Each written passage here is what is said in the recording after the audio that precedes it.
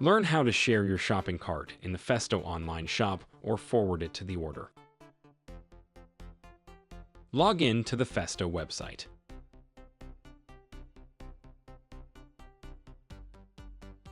Place the desired items in the shopping cart.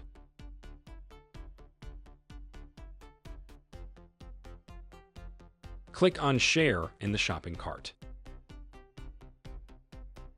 Enter your name, your email address, the name of the recipient, and the recipient's email address. You can also write a message to the recipient. If you are not authorized to order, you can simply send the shopping cart to a person in your company who is authorized to order.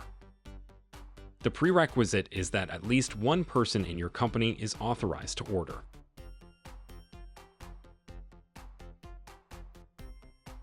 Simply click on the Send for Approval button in the shopping cart and select the authorized person from your company.